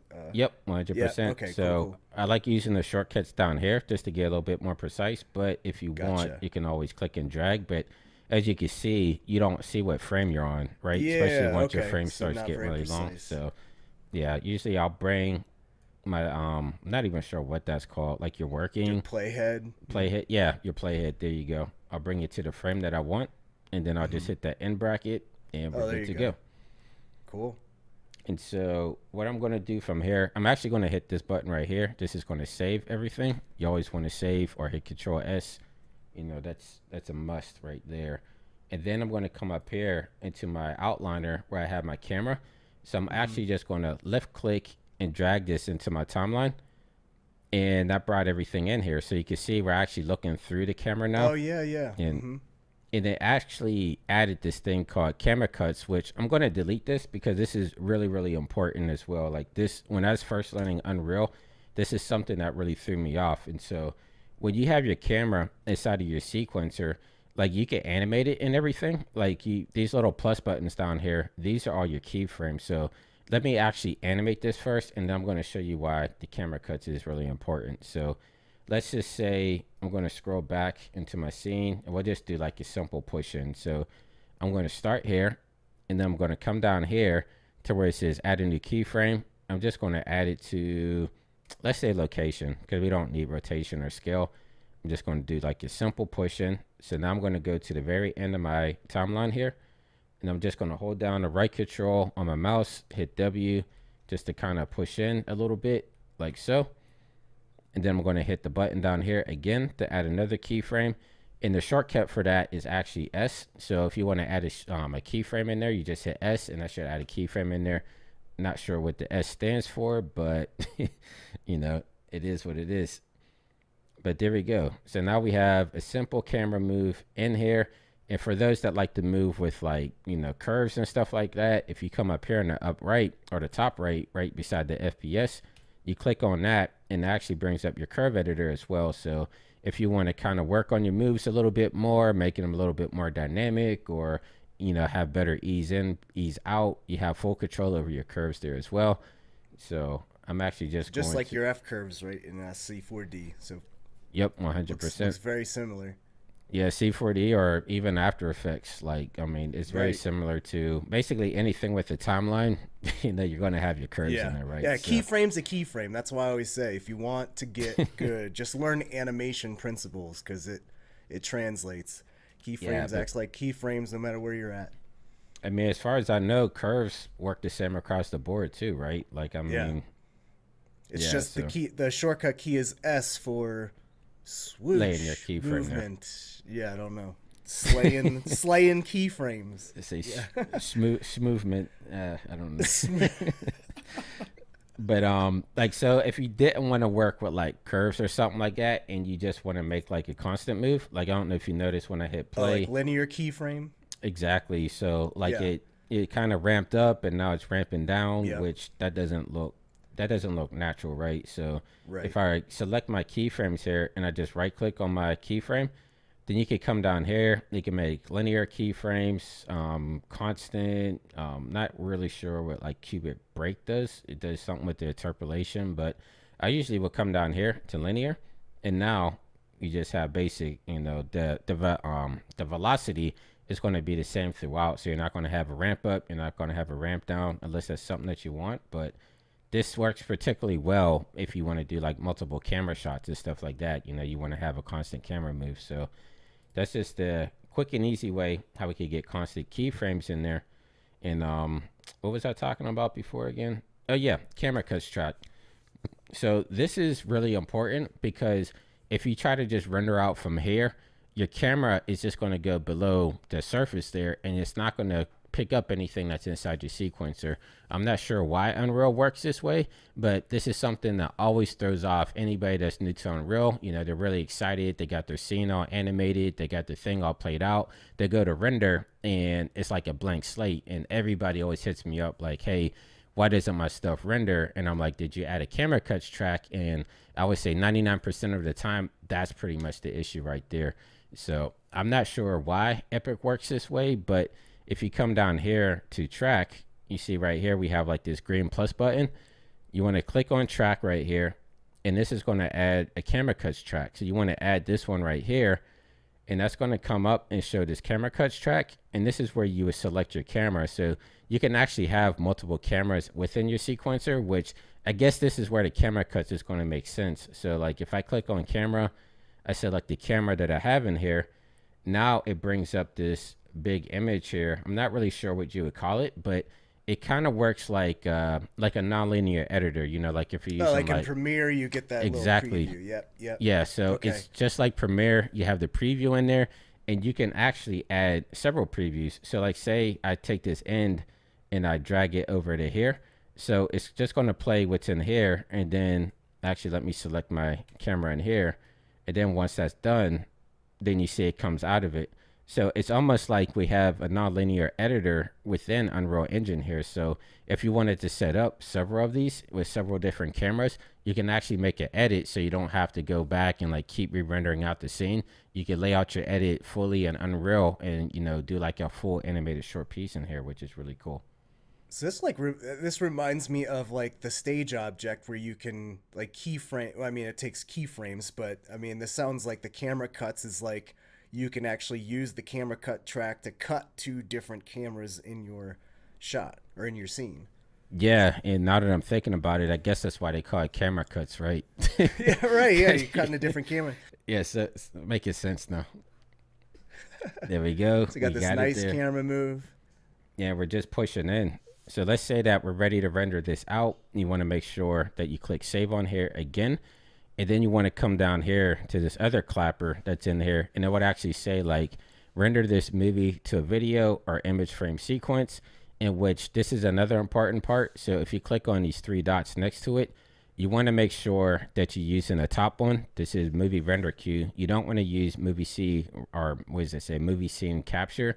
And this is legacy because that's the old school way of doing it. So before Epic started doing like virtual production and all this other stuff in there, like the way that you were trying to render stuff out of Unreal Engine was pretty chaotic, and they kind of did away with that system in lieu of this new system that's more, prevalent for us, motion graphics and broadcast and VFX artists and stuff like that. So you want to make sure that you have movie render queue up here selected, and then you can click on your clapper there. So once you click on your clapper, you're going to see that you have your sequencer right here, the one that you named tutorial scene. And you'll just want to come over here to settings, and then you could pick what you want to render it out as. Like we could do a JPEG, which I'm going to delete that in lieu of something else. So if you click on settings, you can see we have export settings down here. So if you want to do like a bitmap or EXR, if you want to do PNG, Apple ProRes, you do have the selections down here. For this tutorial, I think I'm just going to go with the PNG. But an important thing is, if you want to do like any type of alpha channels, or if you want to do any multi-pass rendering, you're going to need to do a EXR. PNG won't really work out for that because you're going to want like that 16 bits of depth in there. So that's just one caveat. If you want to do like multi-pass rendering or any type of alpha channel, you definitely want to select that one right there with the 16-bit. But yeah, it's weird they don't have 16-bit PNG, because I was just thinking this reminds me a lot of like Adobe Media Encoder, where you can choose all your different stuff. So PNG is actually limited in Unreal. It's not that like 16-bit version that you can choose in After Effects or Cinema 4D. Yeah, and I think that's because whenever they were kind of going around the industry asking like different VFX houses and stuff like that, like what their compositing workflow would be and what they would want implemented, because this is all still pretty new to the system, right? And so I guess a lot of the compositors, especially like new compositors and fusion compositors, they were all telling Epic that they're using EXR workflows, which, that makes a lot of sense for what they're doing and stuff like that. So I think they really focused on EXRs for multipass rendering, and everything else, it's there, but, it's only at 8-bit increments there. So, that's one of the things you got to tell Epic, we want 16 or 32-bit PNG files. There you go. Yeah. Well, so. And you tell me this all the time, is that the more artists start using Unreal and the more we communicate with the folks at Unreal, like, the studio capacity is talking a lot with Epic and getting a lot of requests in, like, features and workflows that make sense for motion designers like ourselves. So yeah, it's going to be exciting to see where things kind of evolve, because like you said, Unreal used to just be for games, and now more and more people are using it for production and making short films and all that kind of stuff with this. Yeah, it's being used across everything across the board. Like, we just did the article on School of Motion, kind of showing where Unreal Engine's being used in other places. And yeah, it's kind of crazy just doing the research for that, seeing where Epic is kind of popping up at. So yeah, it could do a whole bunch of stuff, not just motion design. Like if you know Unreal, like especially if you're on like a job hunt or anything like that, then your tool set is just going to exponentially be that much more vast. So you'll be able to take on jobs in different fields that you might not even have thought you might be working at. Like you could be working at Boeing or at some type of like general hospital or something crazy. Like the possibilities are endless there, which is kind of nice, just for like job security and stuff like that. Yeah. Just Yeah. I mean, how many jobs have you gotten just because you're on the cutting edge and you actually know Unreal? Probably a ton. Yeah, a lot. How many jobs have I turned down? Probably even more, right? Yeah, I mean, we have a couple of friends that they get requests all the time just because everybody's looking for Unreal artists right now. So there's a lot more requests out there than there are artists that know it. So that's why I tell everybody, even if you don't want it to be like your main thing, like at least put it into your tool belt just in case if you're having trouble finding work, there might be something else out there for you. So. Yeah, I mean, this is the whole point of this tutorial, right? Is to just get people using it, and if they like it and want to learn more about it, they know exactly where to go. And if they are like, you know what, this just doesn't work with my brain yet, that's fine too. At least you gave it a shot, right? But a lot of people don't even just give it a shot. Yeah, And which is actually, go oh, ahead. go ahead. Go ahead. I was gonna say, and we're like bearing the lead of like the main benefit of using the Unreal, which is, you know, how quick this thing renders. You know. Right, which we're going to get to right now. We're going to set this up super simple, but before I did that, I wanted to show that we do have some options for multi-pass rendering down here. Like it is limited to what you can render out right now. Like we have our lighting passes, reflection passes. We could do path tracing. Not sure what UI rendering does in this case, but I know they are expanding on this too and stuff like that. Like we can do crypto mats, which I do have a tutorial on my site how to do crypto mats and how we could do stencil mats. And so there's a different type of setup for that, but that stuff is implemented in here as well. But for this example, I think we're just going to stick with our traditional image sequence. I like doing PNGs. And so I'm going to come down here to output, and this is where we're going to select where we want to output it. So I think I'm just going to save it to my desktop. Like I'm just going to make a new folder, call it tutorial, save selected folder here. And then I'm going to leave everything else as is. So I have 1920 by 1080 and we should be good. So like our sequence name right now, it's going to call it tutorial scene. But if you wanted to rename it, you want to make sure that you have it within these brackets. So if you see right there, it made it a little bit larger. It says bracket, sequence name, bracket, and then frame number. You just want to rename it where it says sequence name. So we can actually name this one like pug statue or something like that. So now So this is almost like C4D tokens and stuff has their own right. unique like system where you have to do the dollar sign and stuff like that. And if you don't have the dollar sign, it's not going to take. So very similar, I guess. Right. Even though I never did understand the dollar sign, but Neither did I, but it's very powerful. I'm sure they got something like that in Unreal as well. So now, all right, we're about to hit the render button here. so The we're moment gonna we all hit been waiting for. we're gonna hit render local. You can do render remote if you have like several computers. You can remote them together, but in most cases, you're not going to need to set up a render farm. Like you should be good with render local, unless you're And working you'll on see like why, yeah.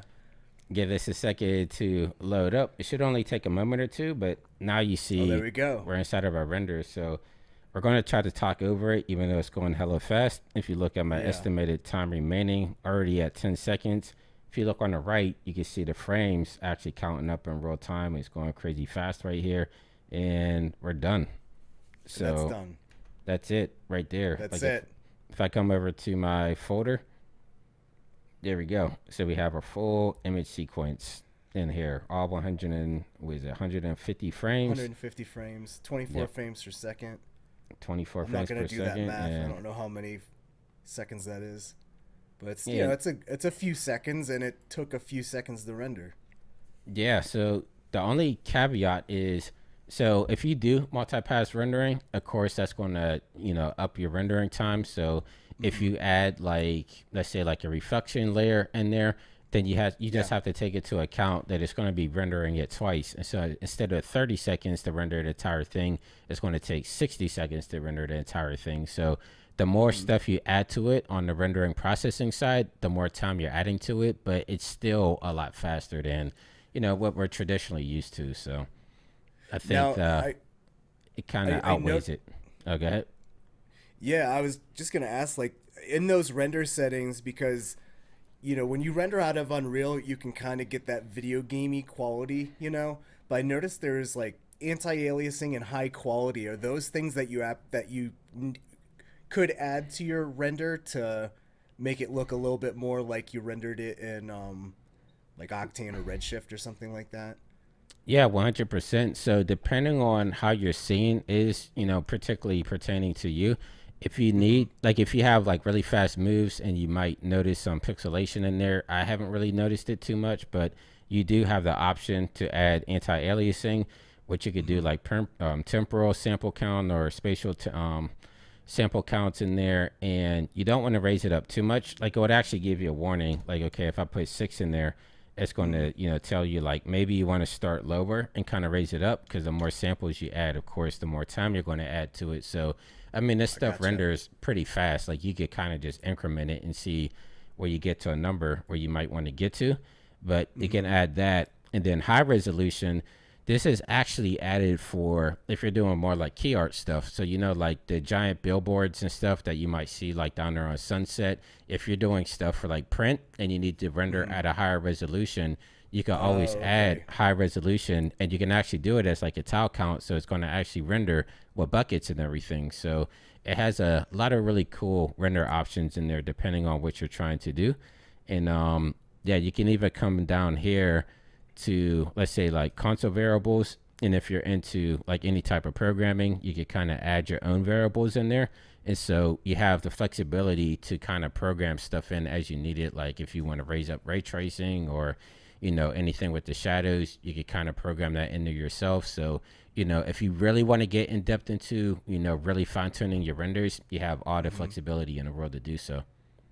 Very interesting. So it's kind of, because I remember when I would do sketch and tune renders, you wouldn't want the animation to be kind of smooth. You'd want sharpness. And so what you would want to do is actually remove or not remove the anti-aliasing, but make it less blurry, because the anti-aliasing by default is the animation codec, and it would like you said, like if you have fast motion, it would kind of smooth everything out, and if you didn't have the anti-aliasing high enough, it would look really jittery. So it's Right. interesting that this is kind of the same thing. So if you do have a lot of fast movement, throw on that anti-aliasing. But I wonder how that looks now, or how quick that would render. I was going to say, you can actually come down to your post process volume, and you can actually turn off motion blur too. So like Oh, okay. if you want to do something like that, I would probably say even come down to motion blur, come down to your amount, and just kind of zero everything out like so. Okay. And then So you can you're make not things going to real have that. smooth. Yeah, you can make everything is going to be sharp within your render there, so you don't have to worry about any motion blur or anything like that. But if you wanted to test the let's say the anti-aliasing, maybe let's try it by like 2. So come back down here, anti-aliasing, let's add it by 2, and I forget which one does which, because I don't really use it too much. So I'll do temporal sounding or sample count 2, and let's hit render again. Let's see how much time it adds to it. Yeah, how long did it take? Like 20 seconds for that last one? Yeah, about That's 30 seconds, but this is still kind of cranking in there. So yeah.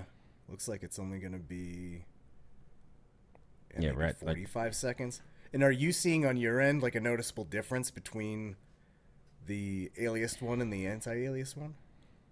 I mean, I'm not seeing a huge difference in there, and that Yeah. might be because the scene's already clean to begin with, right? Like, Mm-hmm. I know, like people always had like that interpretation of like Unreal giving you like a gamey look, but I felt like that was more Yeah. like Unreal Engine 4 compared to 5.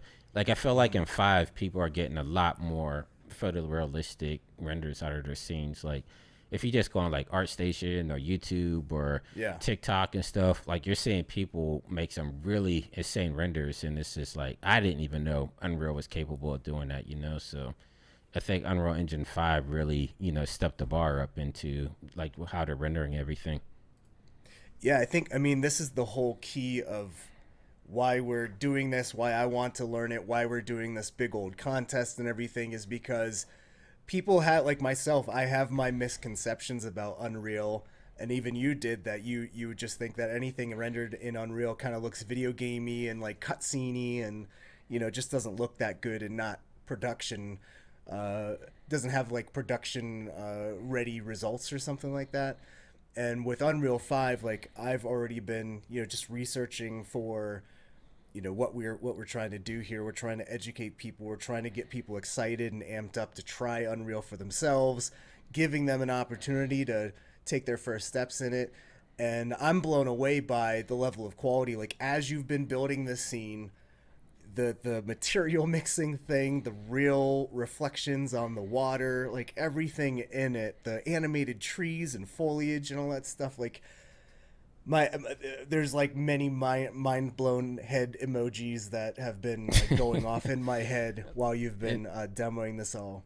I mean, and this is just getting started, right? I mean, it's Right. hard to showcase everything within, just a couple of hours, but I feel like it's a Sure. good jumping off point. Like, I think once people really get acclimated and comfortable inside of it, who knows what they're going to create. Like, I know we've had friends, like they just started learning it and they're already putting out stuff that looks similar to what they were putting out in like Redshift and Octane. And so I know, like we both know Garoon. I mean, he learned Unreal in 30 Mhm. days, and he's putting out freaking cinematic video games and presenting it in front of the world. So, I Yeah. mean, the barrier of entry, I think, is very low, especially with it being free. It's kind of like, why not try it? Right. It's And I not think like you it's have to just pay a monthly subscription or anything to jump in, and right. if you don't like it, you have to cancel it. It's like it's there. If you don't like it, then you tried at least. Yeah, and I think that's the main thing too, where a lot of people are afraid of even learning Cinema 4D and just getting into the world of 3D. And one of the big barriers is they just don't know what to make or how to start integrating it. So that's why I'm a big proponent of contests and prompts like this of, hey, learn Unreal. If you want to learn Unreal, here's an opportunity. Here's an actual thing to do with some constraints. Here's a project file. Here's how to do some of these things to just get your feet wet. And like I think I've mentioned this before, but like I thought this was gonna be a lot more difficult. I thought my head was gonna hurt by now, and actually it hasn't. I mean, there's been a little weird things like you got to do this because if you don't do this, or like the camera cuts if it's not there, it's just how this works.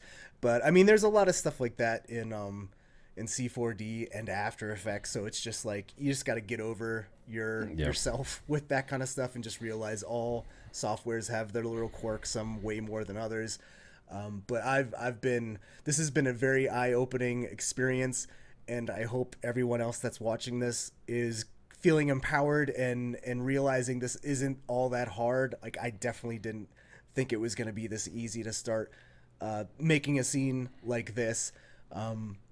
But I'm really excited to see how many people take that jump with us, with me at least, because I haven't touched Unreal before, and see what people come up with. Yeah, and I mean, we're going to supply this project file. Well, not this one, but the one with the pug statue and then the ground plane to at least get you Mm-hmm. started. We're going to have a camera in there and everything. So I would say watch the announcement video because we're going to go through all the different steps and all that stuff to get you guys started. But yeah, we're going to supply you with what you need so you can create something similar to what we made here, kind of follow along, and then hopefully make it your own.